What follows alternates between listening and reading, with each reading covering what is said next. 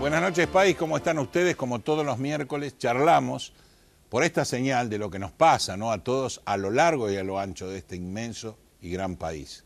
Una semana que realmente me preocupa los cambios de ideas que existen con respecto a hechos, inclusive los cambios económicos que se plantean con el presupuesto, los cambios en aptitudes de la gente con respecto a su ahorro, la levacmanía, la dólarmanía, todo lo que le pasa al argentino, pero más me preocupa lo que está pasando dentro de la justicia y todo lo que se está investigando. Por un lado, en esta semana hemos descubierto, por intermedio de un simulacro de la muerte del fiscal Nisman, cómo lo mataron. Y quedan un montón de interrogantes, por lo pronto si el arma lo tenía un sicario, si lo mató teniendo su mano, si le pegó en forma ascendente, como dicen, o no. Después vemos que no, que la bala no entró en forma ascendente, de atrás hacia adelante, sino de costado. Por otro lado, si entró un sicario, tenía un arma, ¿cómo tenía el arma que Lagomarsino dijo? Entonces Lagomarsino es cómplice del sicario. Todas cosas que podemos imaginar, ¿no? Inclusive podemos imaginar cómo Nisman pudo llegar a dar vuelta o estar encima de una alfombra perfectamente estirada después que casi se revolcó en el piso. Elementos que los argentinos siempre tenemos duda. Vamos de la AMIA, que la hemos tratado en este programa, vamos al tema Nisman y vamos al tema Maldonado también, un tema importante porque empezamos con que los mapuches nos decían que por intermedio de unos binoculares habían visto cómo introducían a Maldonado dentro de un Unimog de gendarmería y resulta que con esos binoculares que desaparecieron no se podía ver nada, del lugar donde dijo que se veía no se veía absolutamente nada. Gendarmería dijo que no pasaba nada con respecto a los gendarmes. La ministra defiende a Gendarmería y después se cae todo. Los mapuches que no querían que entraran en su territorio descubren determinadas cosas en su territorio que podrían haber pertenecido a Maldonado. Descubren balas en el río con respecto a esa escapada de los que cortaban la ruta hacia el terreno mapuche. Los gendarmes empiezan a decir que primero no había pasado nada y después tenían piedras, después tenían balas. Estamos en el país del revés, en el país de que todo sirve, todo vale, porque en realidad nadie juzga nada. Y ese problema final es de la justicia. Aunque no lo crean ustedes, el problema que tenemos nosotros los argentinos son dos patas, la justicia y la educación. Esa pata de la justicia la venimos tratando hace rato y la vamos a seguir tratando porque quiero que los jueces de una vez por todas dicten sentencias, no de un solo gobierno, de todos los gobiernos, de todos los que nos malversaron, los que nos engrupieron y nos mintieron. Y por otro lado la educación, una educación que en la ciudad de Buenos Aires está es fervorizada, está loca totalmente. Tenemos escuelas tomadas, tenemos un cambio de sistema educativo en el secundario, tenemos unas prácticas no rentadas que decimos que es una liberación o no del trabajo, alumnos que se quejan, padres que protegen a los alumnos que toman colegios, los directivos que algunos dicen que está bien y otros no, y por otro lado vemos que dicen los gremios. Eso va a pasar hoy en este programa, así que usted puede quedarse tranquilo, va a escuchar todas las voces, todas, con respecto a este problema educativo. Vamos a tener a Malena Bravo, del Centro de Estudiantes del Mariano Acosta, a Guillermo Parodi, adjunto de UTE y CETERA, y a Federico Johansen, licenciado en Ciencias de la Educación y rector de colegios privados. Por otro lado, vamos a estar hablando de Opina Argentina, que fue la única encuestadora que logró decirnos fehacientemente los resultados de las PASO. Cada partido, digamos, la pegó. Bueno, vamos a tener a su director Facundo Nejamkis, que nos va a explicar por qué la pegaron y qué puede pasar en esta bendita votación de octubre, ¿no?, que es el final de la carrera. Y obviamente va a estar el doctor Peña, donde vamos a estar hablando desde puente fiscal a reforma tributaria, por todo lo que está el gobierno diciendo que va a hacer y no dice cómo lo va a hacer. Señor director, los que auspician este programa y nos ayudan a que nos comuniquemos semanalmente con ustedes y venimos con los invitados. Gracias.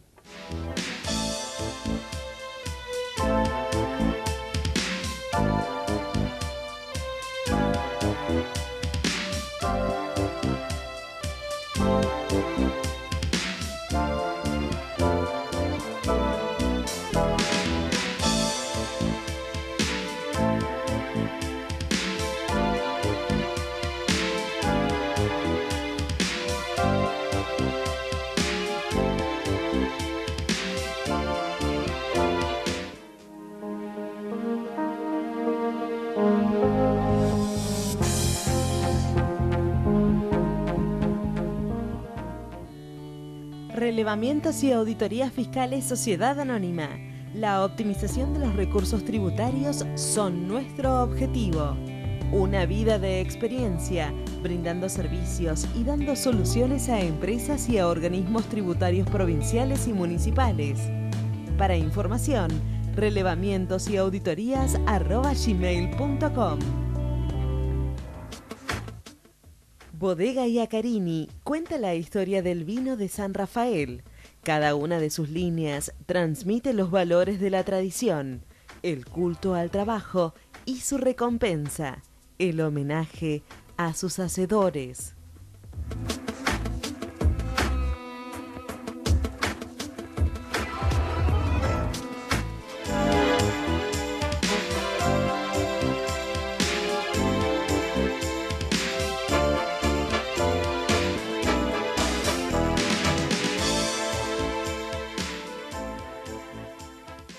Bueno, hablamos en la apertura de que íbamos a tener un debate de lo que está pasando en la ciudad de Buenos Aires, sobre todo con un cambio en el sistema educativo en la secundaria, y para eso tenemos tres patas que yo las planteé, que van a tener su opinión, ¿no?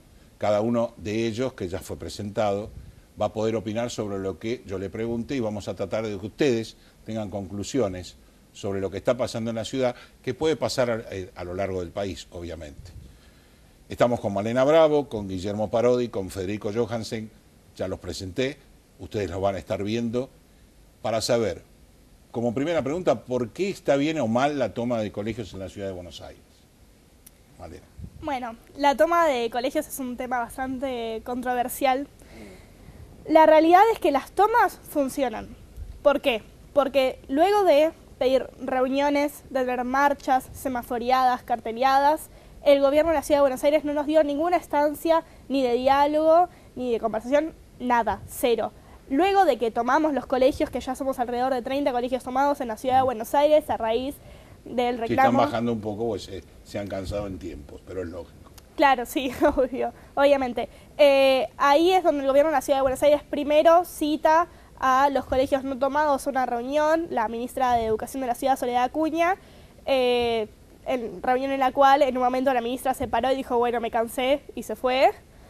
Luego de eso, hoy, por ejemplo, estuvimos con legisladores de la Ciudad de Buenos Aires, legisladores y legisladoras, y vamos a tener una reunión mañana, un representante por colegio y un directivo por colegio, una reunión con la ministra, en la cual también va a estar el defensor del pueblo. ¿Vos opinás que está bien es un bien público el colegio? Sí. ¿Está bien? Más allá, según tu concepto. Yo creo que... Como hecho. Claro, Vos le explicaste los porqués. Sí. ¿Como hecho está bien tomar el colegio?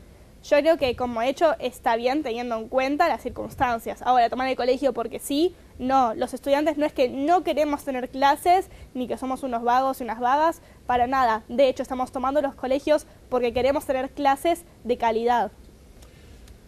Hablamos de clase de calidad, voy a estar hablando con el licenciado en Ciencia de la Educación.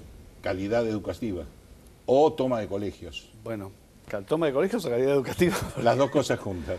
A ver, es difícil, la verdad, las dos cosas juntas.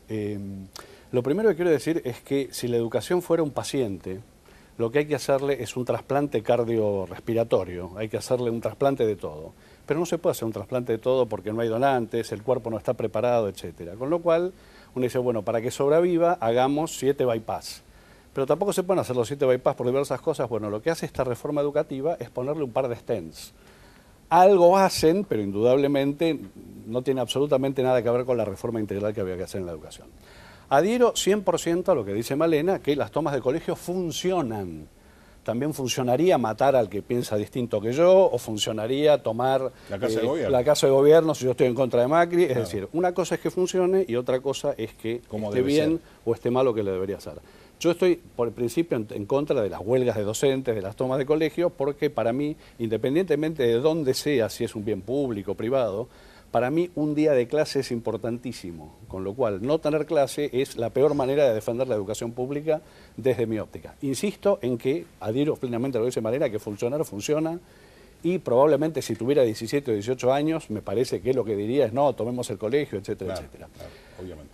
Por último, me parece que hay que tener en cuenta es que en aquellos colegios, que no han sido muchos, donde la decisión en vez de tomarla del centro de estudiantes o se hizo una asamblea en la que participó X persona, se fue aula por aula con una urna votando obligatoriamente, comillas, y secretamente, esos colegios no se tomaron. Es que es otra cosa eso. Porque, digamos, la representatividad, porque lamentablemente los argentinos, me incluyo, no somos de participar en política, no somos de meternos en política, y muchas veces estas cuestiones hacen que un grupo que son los que trabajan y se lo merecen, y lideran estas cosas, tomen decisiones por los que dejan que las tomen por ellos, me incluyo en los que dejan que lo tomen por ellos. Yo te haría un subtitulado. En nuestra época quizás no participamos en política, ellos hoy están participando mucho. No, yo en mi época también, vamos a ver, yo tengo compañeros míos que sentaban al lado mío, desaparecidos, o compañeros que se hicieron curas, porque en aquella época la opción era yo quiero cambiar el mundo, yo también quería cambiar el mundo, entonces o cambio el mundo tirando tiros o cambio el mundo, claro. Pero digamos,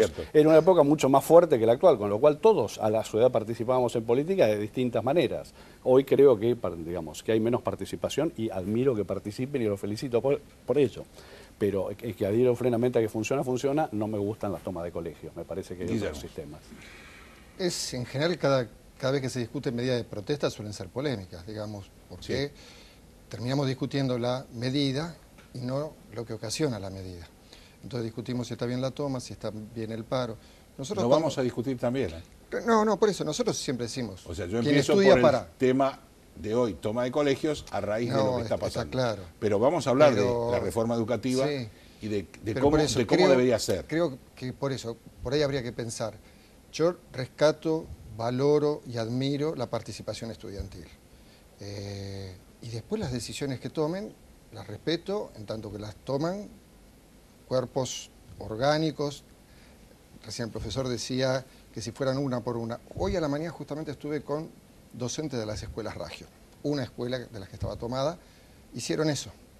Fueron aula por aula, con urna, un director, y ahí ganó la toma. Por eso digo, a veces hay también unos intentos por deslegitimar si fueron mayoría, minoría. Yo digo, me parece central poder discutir el conflicto que está atrás. Si no ponemos mucha responsabilidad en la decisión que puedan tomar los estudiantes, muchos de ellos menores, y los adultos pasan a ser ausentes en un debate que para nosotros es central. Un debate que se debería estar dando en las escuelas y un debate que no existe porque el Ministerio de Educación tomó la decisión de que no haya debate educativo. Y cuando vemos las propuestas que están llevando adelante, yo he escuchado pero en estos días en montones de programas de televisión a representantes estudiantiles y yo siento que nos están dando clase a los adultos. Uno los escucha hablar de participación, de democracia y el conocimiento de las reformas que se están llevando a cabo son muy grandes de los que tienen. Entonces, me parece que es mucho más allá. Digo, yo insisto, la verdad, podríamos tomar cualquier ejemplo. Trabajadores desocupados que tienen que cortar una ruta y no deben querer cortar una ruta, deben querer ir a trabajar. Los docentes no queremos hacer paro, queremos ir a dar clase. Y los alumnos... El problema es que en realidad hoy estamos tomando cada tema social que pasa, politizándolo. Para un lado o para el otro. Y sí, entonces, ese es el problema que tenemos, creo. Y no resolvemos o no discutimos realmente, como estamos discutiendo, los problemas de fondo. No, lógicamente. El problema es decir, bueno, la ministra de Educación de la ciudad puede cambiar el plan educativo. Y yo creo que sí lo puede cambiar. ¿Está bien que lo cambie sin debatir con nadie? Claro, creo que no. Claro. Está bien que me digan que el alumno que va a hacer una pasantía en una empresa X, no multinacional, nacional, lo que sea, está precarizando el trabajo. No es cierto. Bueno, las universidades privadas hoy lo están haciendo. Y en otros países del exterior, y vos lo conocés, sabés qué pasa. Entonces, el problema de fondo es cuando politizamos el hecho. Pasa con Maldonado, pasa con la toma de colegio, pasa con todo. Despoliticémonos porque realmente no vemos el problema, porque estamos teniéndolo de otra cosa. Yo te voy a hacer una pequeña corrección, Raúl, pero yo creo que no podés despolitizarlo. Lo que podés hacer es despartidizarlo, claro, que son cosas distintas. Claro, porque sí, correcto. Todo es política, la vida es política. Ahora, esto es, si estoy en tal partido tengo que opinar tal cosa, si estoy en tal otro partido tengo que opinar tal otra. Acá opinan lo que quieren. Por eso te digo, Eso es partidizar la protesta. Pero a veces no la partidiza el representante de la queja. O sea, ella no está partidizando de repente algo. Pero sí la otra parte, los periodistas, los programas de televisión, los mismos diarios, están llevándolo para otro lado. La ministra de Educación de la ciudad ha partidizado, porque dice, los que están tomando las escuelas o los sindicatos están con tal partido, con tal otro. Y coincido, yo digo, si hay algo que es por esencia político, es la educación. Cuando uno frente a un aula toma un contenido determinado y decirle, enseñarlo de una manera o de otra, tomo el 12 de octubre y puedo decir que es el descubrimiento de América o fue cuando se sometieron a los pueblos originarios, yo estoy tomando una postura política. Con cualquier tema lo podemos hacer. Uno toma la historia argentina, hasta las matemáticas. Acá hemos tenido vedados. Pero por eso, de Rosas, Perón, todos. Todo, pero por eso digo, hay una decisión política, hay una decisión política. La pedagogía, cuando discutimos una reforma educativa, también es política y está muy bien que sea y que podamos discutir. Vos ponías el caso de las pasantías. El caso de las pasantías, vos decís, puede ser que no sea trabajo precario. Ahora, hay experiencias. No puede ser. El problema es cómo se haga. Claro, pero además hay otra cuestión. ¿Qué está planteando el gobierno de la ciudad? En la época del conocimiento, donde el conocimiento es central, ¿qué es lo que se plantea? Nosotros decimos más tiempo de estudio. El gobierno dice menos tiempo de estudio. El quinto año, al principio 50, decía... 50, primero, hace unos días era todo quinto año en lugar de trabajo. Vamos a suponer que sea en la mejor. No, eso es una barbaridad. Ahora dijo la mitad del tiempo de trabajo. Entonces, eso es lo pendular del argentino. Pero por eso, nosotros decimos amo. Que la escuela secundaria tiene que dialogar con el mundo del trabajo, tiene que hacerlo. Yo lo que diciendo con Guillermo es que estudiar no es estar sentado delante de un libro. No. Estudiar es tomar un colectivo y contar cuánta gente sube y saca boleto de cuánto. Estudiar es ir a una ONG.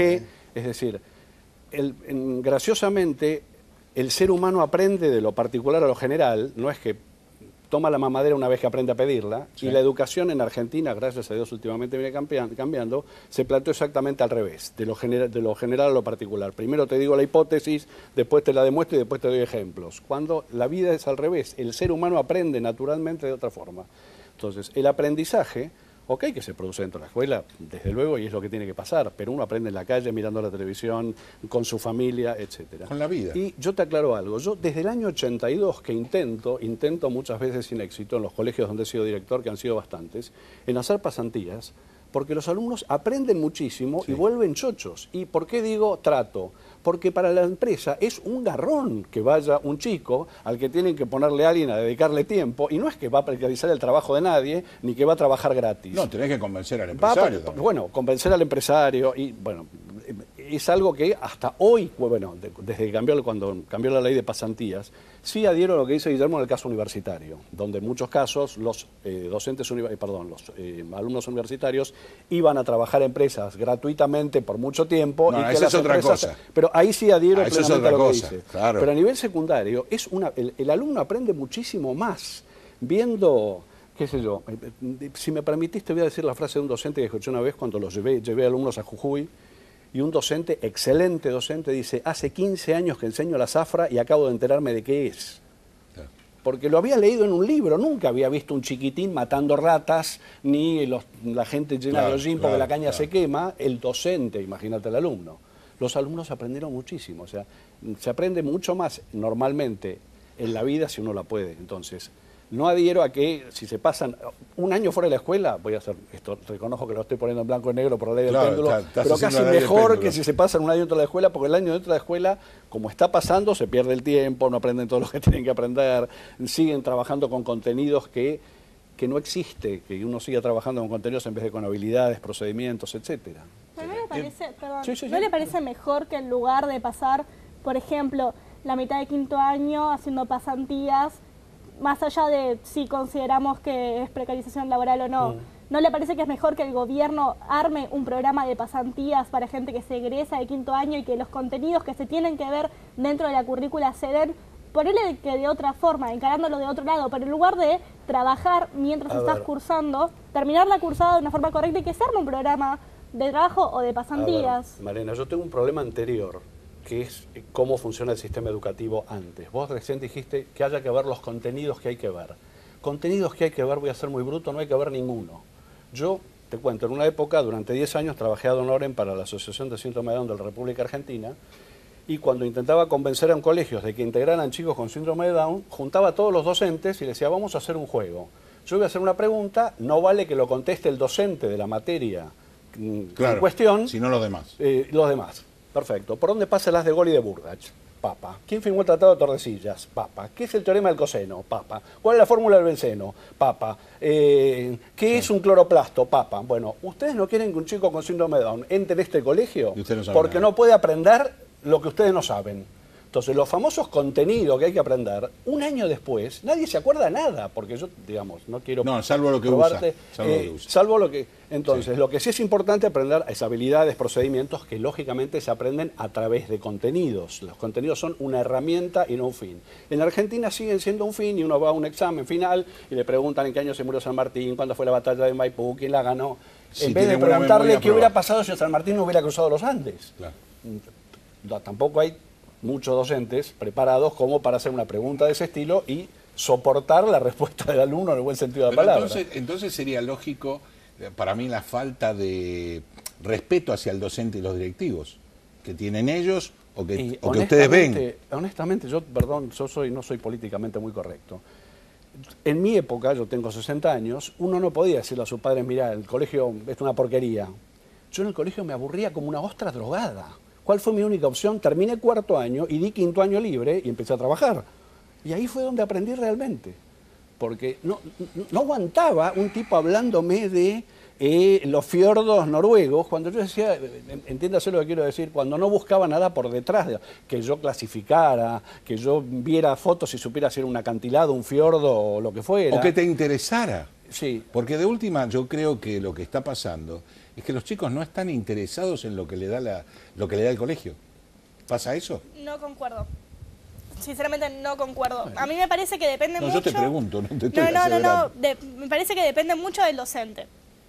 Por ejemplo, doy un ejemplo de mi caso particular. Yo siempre odié biología. Sí. Mitad de tercer año vino una nueva profesora, es la materia que más me gusta. Depende mucho del docente, de la vocación. Bueno, y también depende... Es un poco lo que dijo él. Te lo hace vivir el docente. Depende, a ver, no es que no nos interesen los contenidos, de hecho, la lucha que estamos dando es para justamente mejorar la calidad de educación. Eso que decías vos, de, bueno, me aburro con un tipo que se para y me dice las cosas son así, así, así. Modifiquemos, bueno, hagamos una reforma que modifique, pero no hagamos una reforma que genere que trabajemos la mitad de 5º año, que aprobemos con créditos, lo cual genera competencia. A ver, aclaro más o menos para la persona que no se entera. A partir de ahora, con la reforma de la secundaria del futuro, no aprobás con notas, sino que aprobás con créditos. Que lo obtiene el que participa más, el mejor de la clase, etcétera. Eso genera competencia. Es igual que las notas, Malena. Genera competencia. El crédito dentro de es un igual grupo. que las notas. No es lo mismo. ¿Las notas no generan competencia? ¿Ser el mejor del grado, ser el segundo? ¿No generan competencia? Pero no podés comparar algo que... A ver, no se puede comparar la participación frente a un docente, que ni siquiera es docente porque está el 30% del trabajo, está nada más el 30%. Y es, bueno, el que participa más, el más creativo. Y eso hablas en el colegio. Eso en las horas... Es el camino al colegio. No, y las personas que tienen capaz un problema, las personas a las que le cuesta más, bueno, eso va de la mano de que el docente nada más va a tener un 30% de trabajo frente al aula. ¿Cómo ves el proceso del alumno? ¿Cómo evaluás? Bueno, este pibe o esta piba empezó el año, se esforzó, hizo todo, pero no participó, capaz porque le da vergüenza o porque tiene X problema, porque no quiere y punto. ¿Cómo enfrentas eso? Es un tema de... Tenemos 2 minutos que se lo voy a dar a... No, hay un tema, yo digo, evidentemente hay que transformar la escuela secundaria, nadie está negándolo. No estamos diciendo esta escuela secundaria es la que necesita... Hay que transformar la educación, le hemos dado dinero y no contenido. Ahora, Cabe que hay que transformar la educación. Nosotros lo vivimos en los 90. Hubo una transformación también que no sirvió, que fragmentó el sistema educativo, Totalmente lo de acuerdo. destrozó. No queremos que se repita eso. Y para nosotros creo que es central la participación y el debate. Yo digo, si tenemos que dejar los contenidos, ir a las habilidades, es probable que haya que avanzar en muchas de estas cosas. Lo que no podemos hacer es que los actores centrales del sistema educativo queden proscriptos del debate. Nosotros queremos participar, tenemos mucho para aportar. Nosotros somos de un sindicato, además, la UTE, la CETERA, que venimos con mucho debate pedagógico, con mucho trabajo durante muchos años. ¿Hay debate pedagógico, Sí, Guillermo? por supuesto que hay. Porque nosotros nos enteramos de los debates Claro. de salarios. Basta. Ahí está, Punto. exactamente. ¿Sabes cuándo vienen los medios de comunicación? Cuando hacemos una conferencia de prensa para anunciar que hay un paro, porque no acordamos salarialmente. Nosotros todos los años hacemos congresos pedagógicos, jurisdiccional. El martes pasado, hubo un congreso pedagógico de nivel secundario acá, Bartolomé Mitre, 1984. 270 docentes de nivel secundario, más de 100 escuelas representadas. Convocamos a todos los medios, no vino ninguno. Si nosotros, en vez de haber convocado para eso, anunciamos que íbamos a decir perdón, fue un solo canal, estuvo, que íbamos a anunciar está bien, un paro, pero sí, claro, obviamente. venían todos. Obviamente. Pero por eso hay mucho debate pedagógico, en las escuelas, en los sindicatos. Es lo mismo que hablaba pero Federico con respecto a lo que decía Malena. Si el colegio no lo tomás, ninguno, ella no está claro, en un no. canal de televisión, ni en una radio, Pero ni en por ningún eso lado. digo, hay y debate nosotros, y cada hay uno que saca sus evitarlos. conclusiones de lo que puede, Sí. y no de lo que realmente se debe. Sí, pero Raúl, lo que dijo Guillermo tiene mucha razón. Si vos decís en la Argentina, todo el mundo dice que la educación es importantísima, pero la realidad Sí, es que pero en la realidad no dan bola. nadie le damos bola, salvo No le los dan bola. docentes y los alumnos mientras están en la escuela, y algunos padres mientras los sus hijos están en la escuela le dan bolilla a la educación. Pero después nadie le importa un rabanito que pase. Vos fijate casos que han pasado, cuando en Corrientes, en el año 96 creo que fue, hubo 90 y pico de días de huelga, le dieron el año por aprobado a los alumnos. Yo en esa época no había internet, no había mail, no había nada. Llamé por teléfono al Ministerio de Educación de Corrientes, yo enseñaba política educativa. ¿Algún papá dijo, yo no quiero que mi hijo pase a 5º grado sin haber con 90 y pico? No, ninguno. ¿Qué quiere decir eso? Que no nos interesa la educación. Les agradezco a los tres que hayan venido de Muchas Economía. gracias. Ahora creo que a la gente les queda clara cuál es la discusión y cómo se debe enfrentar la discusión, que ese es el problema. Cómo debe enfrentar el Ministerio de Educación con todas las áreas la reforma que nosotros todos queremos, porque yo entiendo que hasta los chicos se dan cuenta que así no funciona, ¿no? Que tenemos que cambiar. Así que les agradezco a los tres con cada óptica y esperamos que la gente haya entendido realmente lo que nos pasa en la Ciudad de Buenos Aires, porque pasa en la Ciudad de Buenos Aires, pero está pasando también en Santa Cruz con clases que no existen, con chicos que no estudian y que se nos lleva un año, ¿eh? Hacemos una pausa y enseguida retornamos con todos ustedes.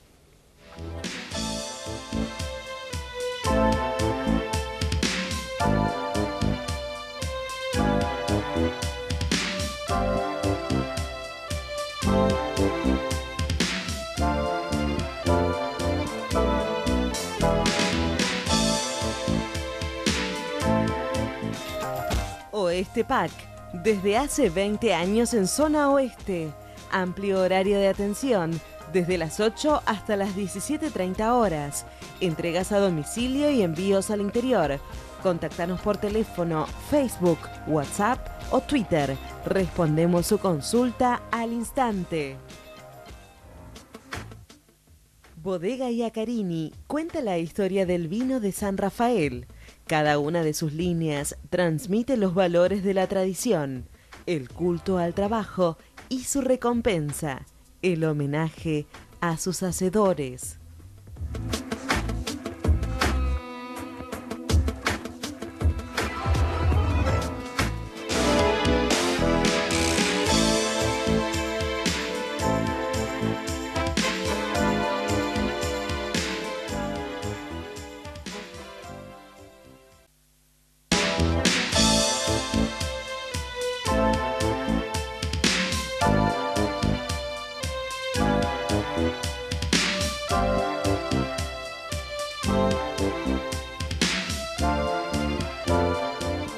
Bueno, segundo bloque del programa, y lo dije al principio que íbamos a estar con Facundo Nejamskis, que es un director de Opina Argentina, que digamos que es son los únicos que acertaron absolutamente la votación de las PASO. Una cosa para mí impresionante. Lo felicito realmente porque sé que hay dentro de toda encuesta, opinión sobre todo, hay sesgos. Y ustedes esos sesgos fueron perfectos directamente, ¿no? ¿Por qué se dio eso? Al margen de suerte. Porque tiene eso lo iba a decir yo primero. Pero no, lógico. Cuando hicimos el comunicado de prensa, que, digamos, para hacernos un poquito de autobombo, porque la verdad era que lógico. Era a las 5 de la mañana, veíamos que el resultado vos era exacto. Justamente ahí tenés en pantalla. Cambiemos con su votación, Cristina con su votación, un país con su votación y cumplir. Y el Frente de Izquierda, con todas las votaciones, es una maravilla. Yo puse acertó la consultora, y una persona me dice, no acertaron. Yo le digo, no, un poquito sí. Claro. Le digo, un poquito claro. hay de suerte, porque, a ver, las encuestas trabajan con un margen de error, usted lo sabe. Exactamente. El televidente no tiene por qué conocer, porque son cuestiones técnicas, y es muy exigente. Entonces, si ve que hay un error de 2 puntos, de 3 puntos, enseguida dice, la encuesta falló. Sí, que no es los así, periodistas se ponen impacientes, dicen la encuesta falló, y en realidad no es que falló, sino que está dentro de los márgenes de error. Y nosotros, por eso le digo, tuvimos suerte, pero al mismo tiempo hay un equipo detrás que trabaja, digamos, donde la responsabilidad menor es la nuestra, digo, equipo de muestristas, claro, de quienes juntan los datos y los analizan, pero también quiero, a ver, ¿cuál es el único mérito que yo reconozco que nosotros tuvimos? Mayoritariamente las encuestas daban ganadora a la expresidenta Cristina Fernández de Kirchner de Unidad Ciudadana. Nosotros recibimos la primera encuesta que nos daba empate y empezamos a hacer una ronda de consultas porque decíamos, bueno, esto contradice lo que el consenso mayoritario está pensando. Claro, el problema es que no es la calle es la encuesta. El problema es que se arma un microclima entre analistas, periodistas, políticos, encuestadores. Y eso decía que la expresidenta tenía las mayores chances y las mayores posibilidades de ganar, que Provincia de Buenos Aires, que el conurbano, que la tercera sección electoral. Se empieza a hacer las cuentas y nosotros consultamos y todos nos decían, no puede ser, la encuesta está mal hecha, es un error. Y la hicimos de vuelta. Claro. A los 2 días. Y nos volvió a dar empate. Entonces dijimos, nos jugamos con esto. Evidentemente hay una contradicción entre lo que está pasando en la sociedad y lo que Durán Barba podría llamar el círculo rojo, otros podrían llamar el establishment, cada uno le puede poner el nombre que quiere, esto existe hace mucho, que crea microclimas que a veces no se condicen en la realidad. Y nosotros veíamos que había 2 fenómenos que podían sostener esta situación. Por un lado, la aparición y consolidación de Florencio Randazzo y su fuerza a cumplir en alrededor de 5 o 6 puntos. Si bien uno no podría decir que los 5 o 6 puntos de Randazzo son puntos todos de la expresidenta, con que la mitad sean de Unidad Ciudadana, votantes que si no hubiera estado Randazzo votaban a Cristina Kirchner, explicaban la caída de 36, 37 puntos a 34 puntos. Y el segundo punto, más difícil de medir, pero que nosotros veíamos que la campaña estaba teniendo mucho efecto, era la aparición con mucha fuerza en las últimas 2 semanas de María Eugenia Vidal, protagonizando la campaña y tapando la candidatura de Esteban Burrich. Aquí yo no voy a juzgar como candidato, porque no me corresponde, pero era un candidato que tenía menos volumen que la expresidenta en términos políticos. Entonces, lo impulsó muy fuerte. Lo impulsó muy fuertemente. Sí, entonces, me parece que esos 2 fenómenos explican el empate sobre el final.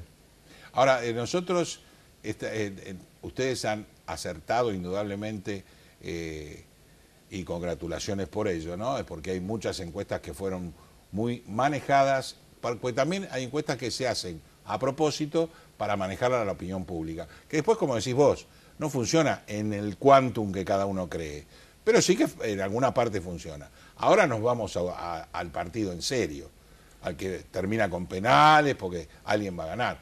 ¿Y cómo vos ves esta pelea, cambiemos Cristina para el mes de octubre, con un empate, digamos, una diferencia de votos que en lo que es la provincia de Buenos Aires ni para un lado ni para el otro existe? No es significativo. Es un cambio que puede pasar por la gente que no fue a votar. Así es. 20.000 votos no es significativo. Obviamente que si hubiese sido la elección general, Cristina y Tayana serían senadores. Obviamente. Y Gladys González no, pero de cara a la elección general no es significativo. ¿Qué pasa ahora? Primero es más fácil medir. Es más fácil medir la general que las PASO. ¿Por qué? Porque uno ya tiene antecedente inmediato, la encuesta de las primarias. Entonces ya sabe más o menos dónde está cada uno parado. Y además uno tiene un parámetro más para medir a la sociedad, que es preguntarle a la gente no solo si es varón o mujer, qué nivel educativo tiene, sino también le puede preguntar qué votó y la gente se acuerda, porque votó hace muy poquito. Claro. Entonces eso te suma un parámetro más que te permite ajustar mejor la muestra. Pero nosotros ya hicimos una encuesta, ya tenemos una encuesta post-paso, tenemos una encuesta previa a que se despliegue la campaña electoral y nosotros entendemos que Cambiemos arranca la campaña electoral con una leve ventaja por sobre Unidad Ciudadana. A pesar de que todavía Vidal no hizo el empellón final. Sí, ahí lo que hay es un trasvasamiento de votos automáticos de Frente Un País, de Sergio Massa, a Cambiemos. Cambiemos y... ¿Usted se acuerda? Teoría de conjunto de GABA. Sí. Bueno, Cambiemos y Sergio Massa, o Cambiemos y Un País, tienen una amplia franja que uno podría tachar con rayitas de intersección. ¿Se acuerda? Claro. Esta es la intersección y uno rayaba en el colegio. Bueno, esa intersección son votantes de Sergio Massa que tienen una muy buena imagen de María Eugenia Vidal. Bueno, esos votantes, muchos de ellos ya están afirmando en las encuestas o cuando se le pregunta a quién va a votar, ya plantea la opción por Cambiemos. Y eso es lo que llamamos el voto útil. Ya. El voto útil o voto estratégico. Porque claro, porque en realidad dice, bueno, yo con Un País no llego, con Cumplir no llego, con la izquierda no llego, entonces no quiero que esté este. Así es, no quiero que esté este, o quiero castigar al gobierno, o no quiero que gane este candidato. Claro, exactamente. Entonces uno hace lo que usted muy bien llama voto útil, los politólogos lo llaman voto estratégico, es decir, utilizo mi voto, tengo la posibilidad de las PASO, si ahí no le fue bien al que a mí me gusta, cambio y voto por el que menos malo, para mis opciones políticas. Para tus opciones. Bueno, lógico. Ahí lo que nosotros notamos es un desplazamiento de un porcentaje, todavía pequeño, 3, 4 puntos, depende de la medición que se haga, de Sergio Massa Cambiemos, que le ubica al candidato de Cambiemos, a Esteban Bullrich, en 38, 39 puntos, de acuerdo si lo medimos por espacio político o lo medimos como candidato. Y aclaro esto, ¿por qué? Porque mide más el espacio Cambiemos que la candidatura de Bullrich, y hay que tener cuidado con eso, porque por ahí si uno mide a Bullrich solo, nos da un falso resultado. Claro.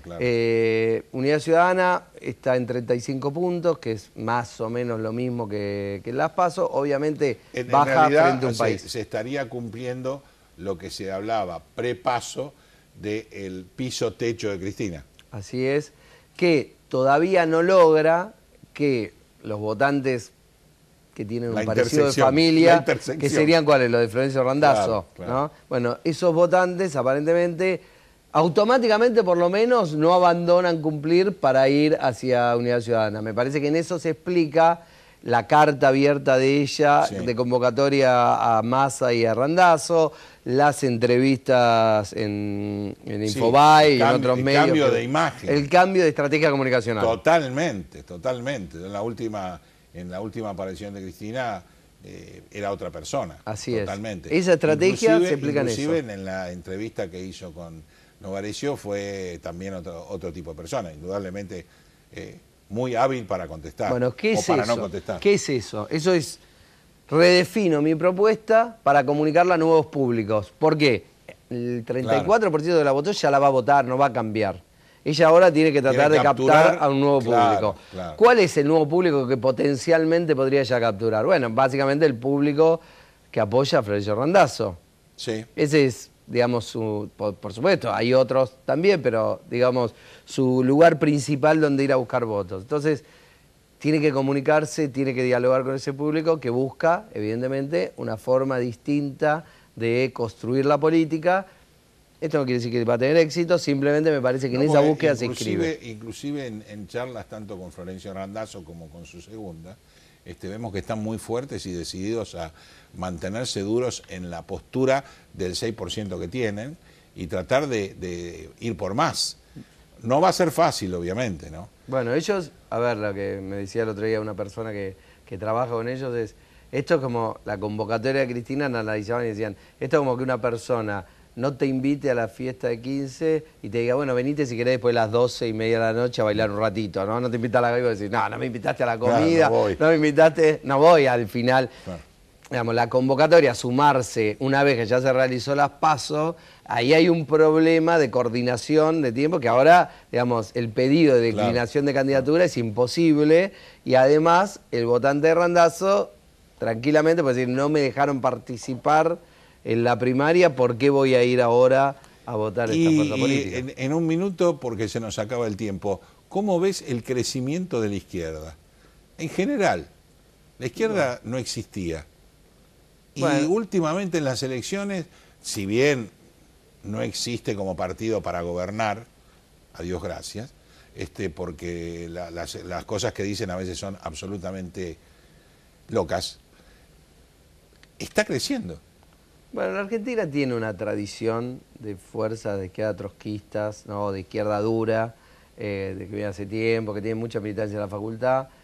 Han ahora aparecido mucho trabajando en los sindicatos, en las fábricas, cuando hay conflicto. Sí, más moderados también. Sí, Más tienen más moderados protagonismo también. a veces que los sindicatos de origen peronista, porque aparecen más activos, y han moderado un poco sus propuestas para tratar de ingresar al Congreso. Yo no le asigno un crecimiento significativo. No Me parece que... Pero digamos, de lo que era... sí, pero que digamos está en el orden del 3-4%, orden. digamos, es Luis Zamora, diputado, ¿se acuerda? En la década del Así 90. No le veo más que ese... No tenés que preocuparte. No me preocupo. Al margen de eso, sí, lo que sí me preocupa es la desaparición de los partidos tradicionales.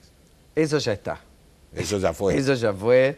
Digamos, bueno, lo demostró Cristina Kirchner, ¿no? Ella es más que el peronismo. Los sellos hoy se han convertido en estructuras vacías que no construyen identidades partidarias, ¿no? Esas identidades han quedado en el pasado. Gracias, Facundo, por haber venido a Economía Ahora. Las felicitaciones. Nuestra bodega Boutique Iacarini te hace entrega de este vino Boutique para que vos puedas festejar todo lo que ustedes hicieron y esperemos que después de octubre, que vamos a seguir charlando y viendo tus encuestas, estemos muy cerca como hasta ahora, no tan justo, pero ahí nomás. Bueno, te agradezco mucho, gracias a vos por la invitación. Hacemos una pequeña pausa y venimos a hablar con el doctor Peña de impuestos y algo más.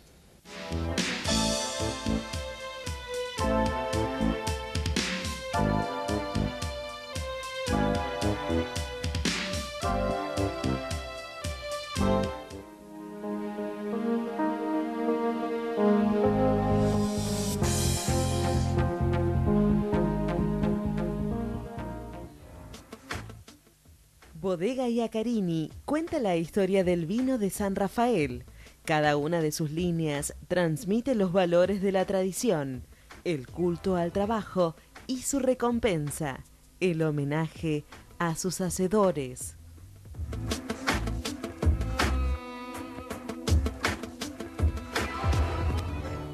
Relevamientos y auditorías fiscales Sociedad Anónima. La optimización de los recursos tributarios son nuestro objetivo. Una vida de experiencia, brindando servicios y dando soluciones a empresas y a organismos tributarios provinciales y municipales. Para información, relevamientosauditorías@gmail.com.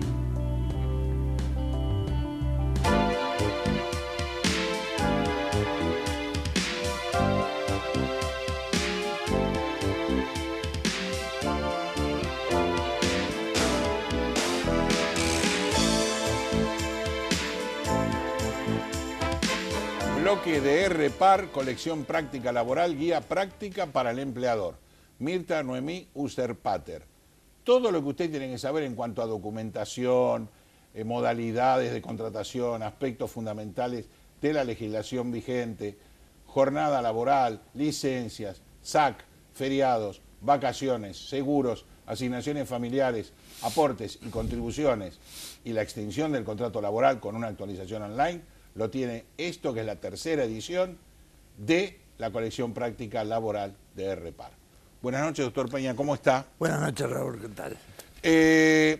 Nos quedan muchas cosas por charlar y en el tiempo es corto, pero tenemos muchas cosas que charlar. Sí. Primer tema, la reforma tributaria, seguimos con el bla, bla, bla.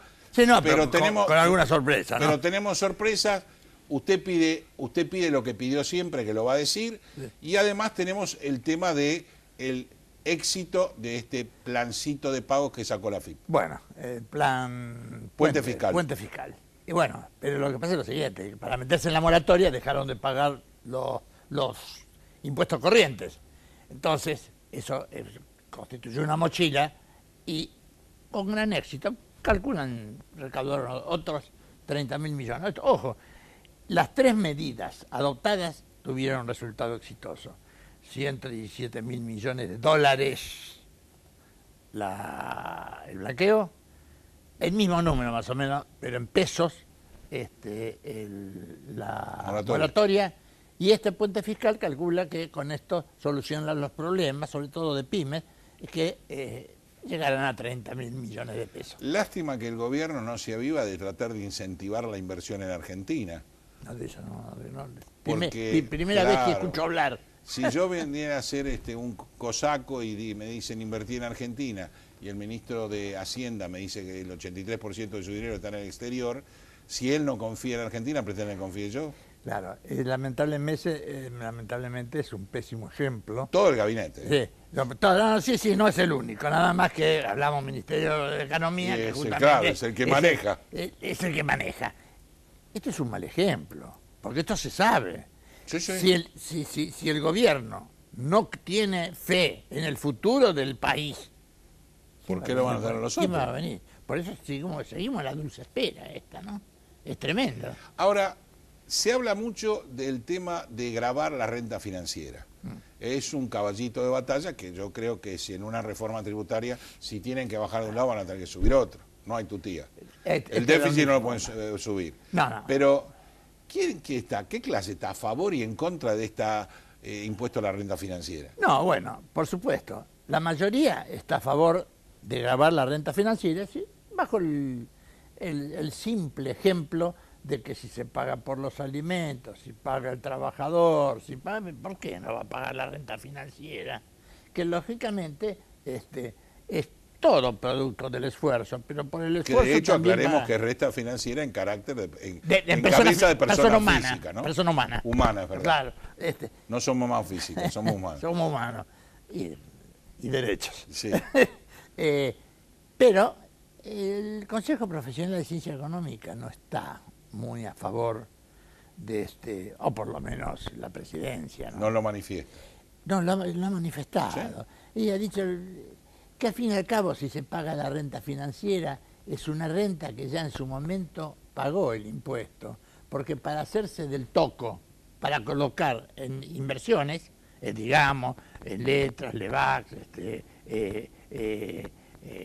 plazo fijo, todo eso ya lo hizo con una actividad que pagó ganancias. ¿Eso usted me está hablando de autoridad del Consejo Profesional?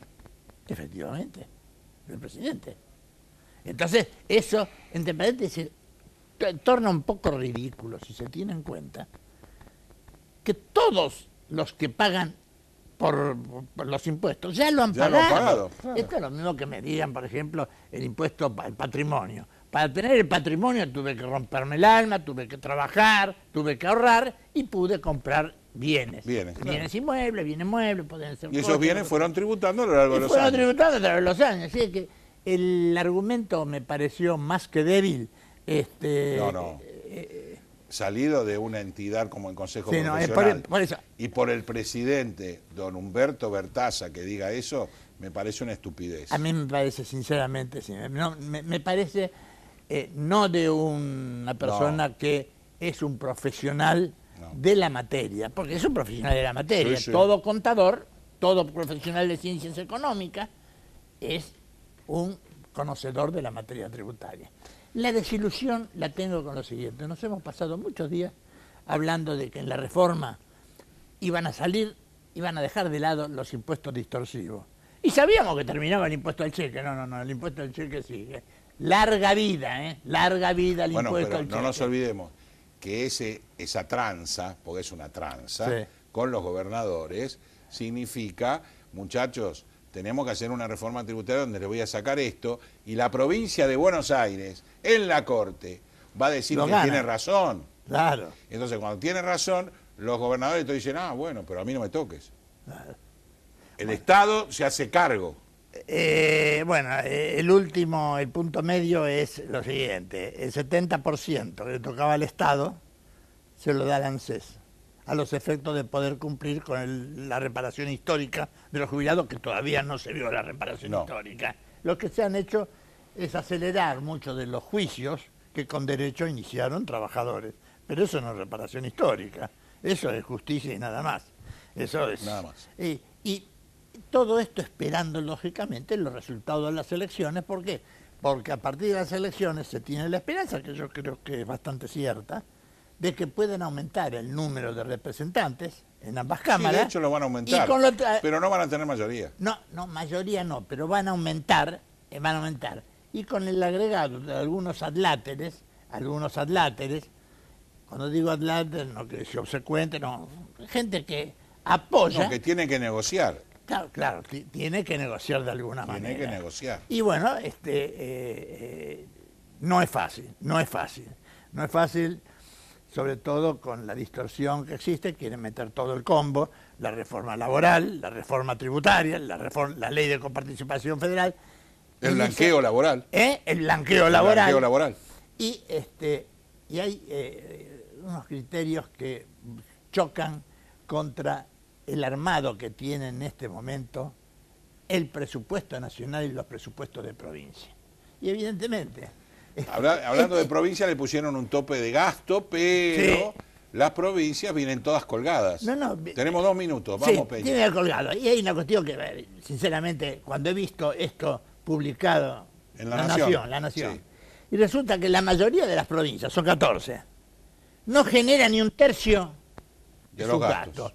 Y hay que poner, La Nación tiene que estar poniendo. Y entonces leí, Formosa, bueno, ya sabemos que Formosa, lo único que trabaja con la inmigración de paraguayos para las votaciones y otra actividad no tiene. La Rioja, que sabemos que... son íconos. Son íconos.